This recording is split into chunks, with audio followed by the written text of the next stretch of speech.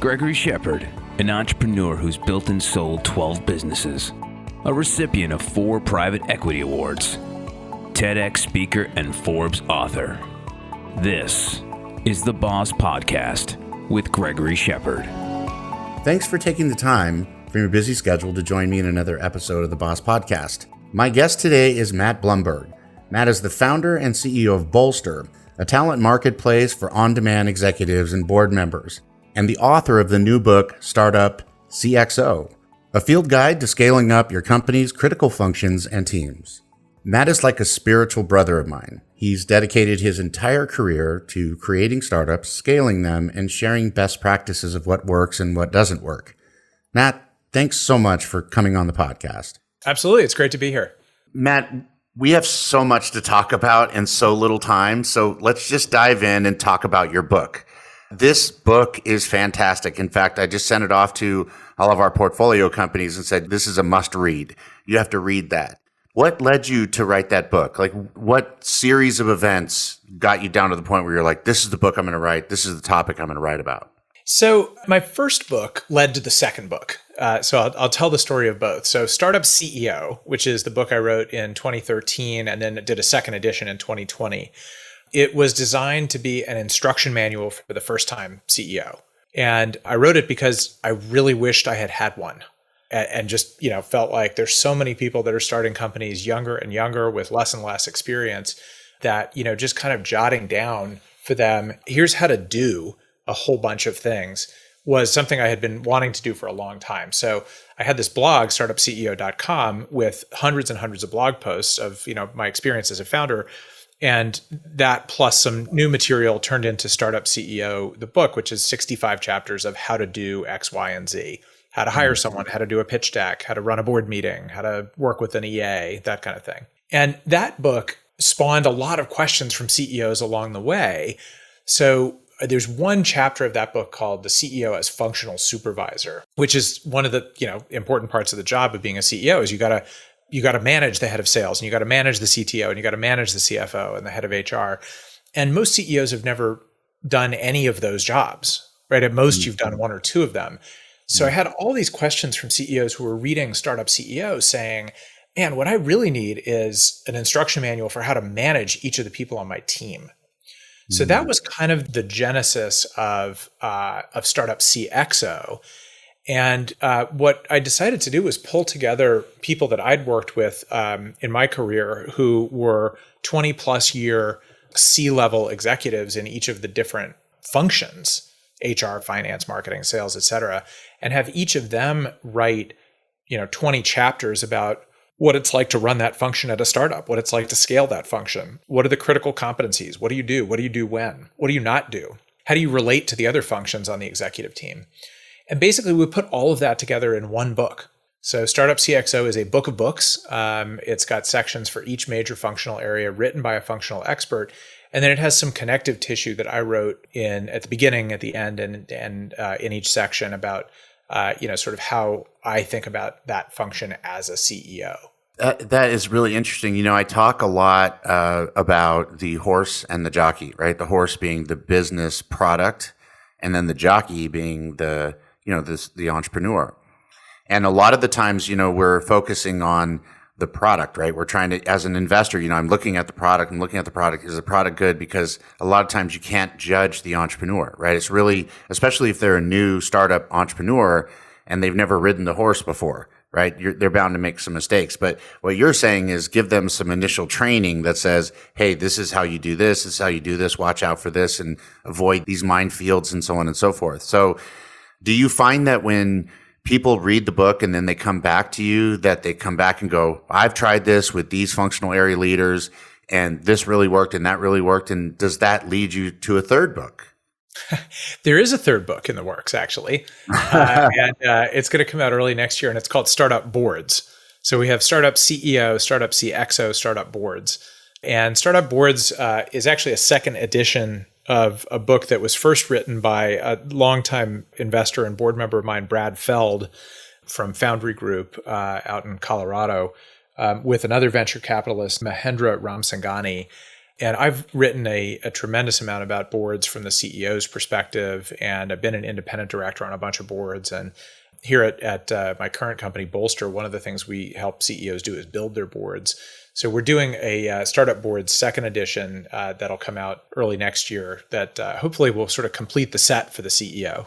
Oh, that's amazing. I think that's really, I can't wait to give this out to all of our portfolio companies. It's very exciting. I mentioned in the opening that you've had this incredible career. What elements of your career prepared you specifically for Startup XO and all the books, I guess? I think now we should talk about it more broader than just that one book, because you're a serial writer. I guess, yeah. I am also a sitting CEO, so that's where most of my time goes. That's why they're so good, right? Because yeah. you have real practical boots on the ground experience. Yeah, I like to think of myself as a student of the craft. Everything I do, no matter what it is, but being in business and entrepreneur and founder and CEO, I want to be as good as I can at it. And a big piece of that is making sure I'm constantly learning, and I'm learning from outside sources as well as learning from my own experience and the experience of my team, and doing retrospectives all the time.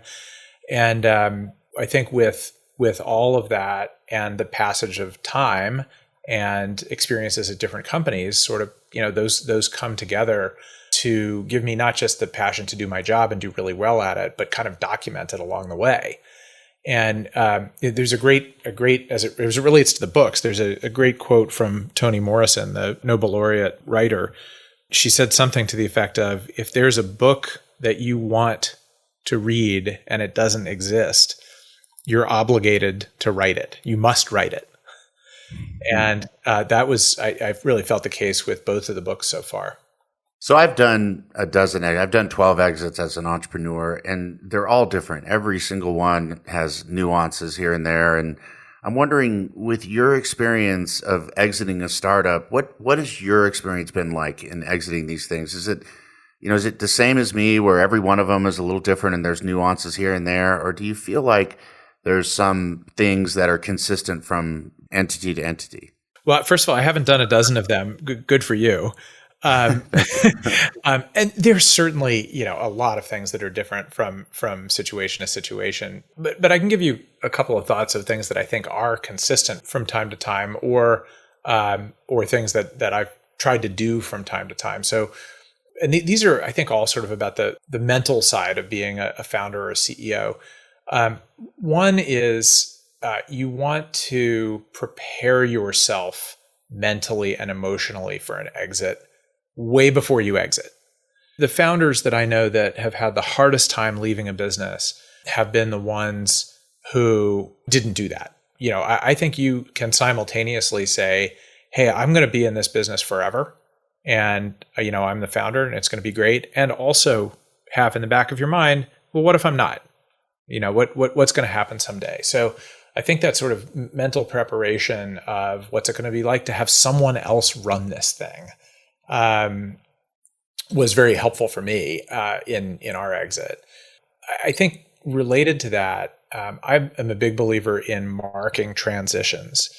And I think one of the ways that I certainly help myself and try to help others in our organization manage change, is to mark transitions really effectively. So, the opportunity when you're exiting a business to say thank you to the people that have helped you along the way, to say goodbye if you're leaving the company, to help all of them with the transition from one owner to another or one CEO to another, I think is something that that is pretty important as well.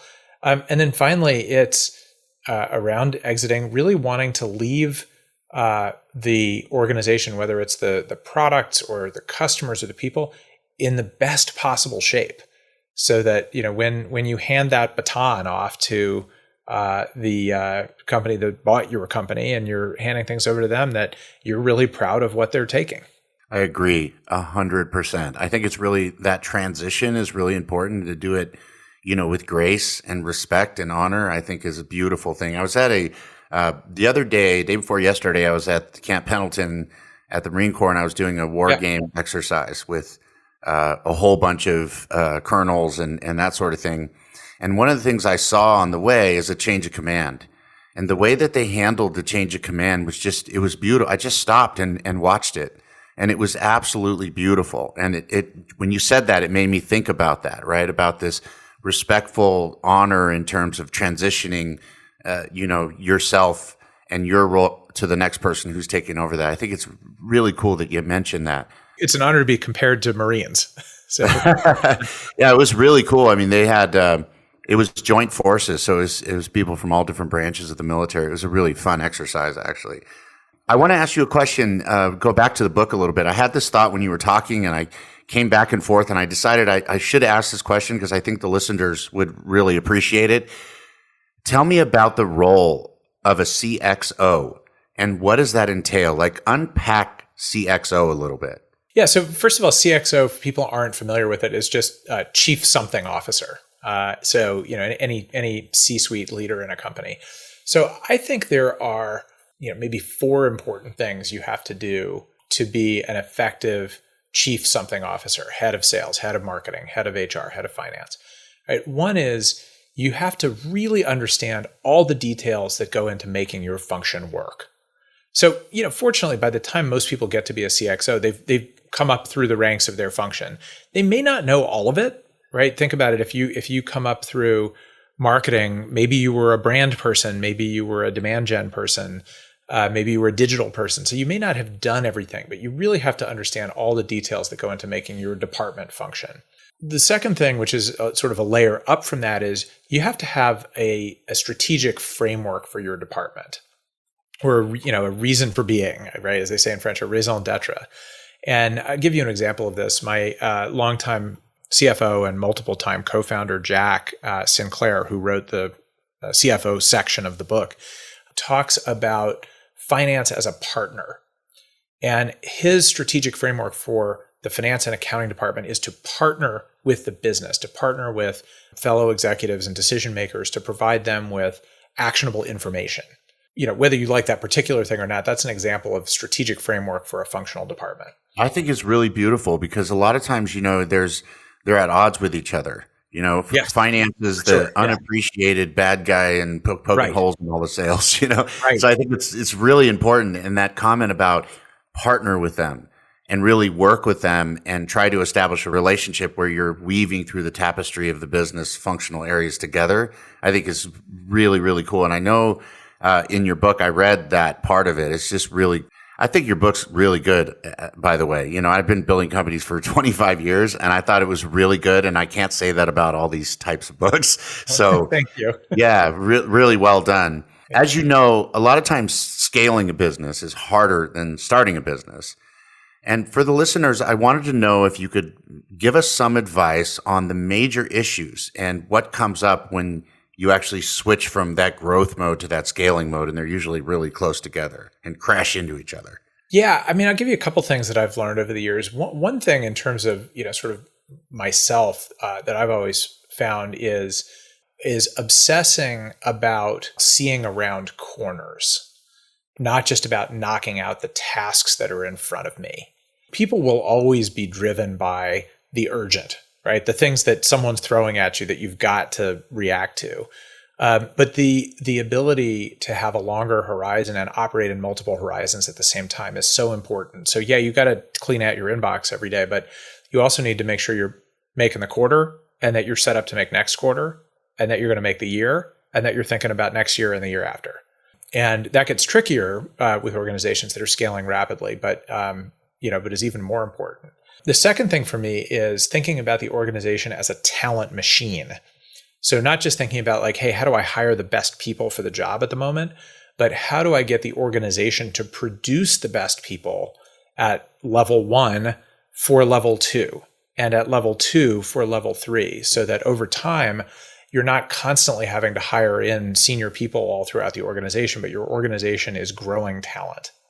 The third thing for me that I think is really hard for founders is what I call learning to love the teardown. And, it's really easy to tear down someone else's work and build it back up as your own. And it's really hard to tear down your own work and build it back differently. And if you're the the architect, the founder, the CEO, the people and the processes and the systems you put in place for a $2 million business are really different than the ones you need when you're a $10 million business. And you have to be the one to tear it down and build it back up.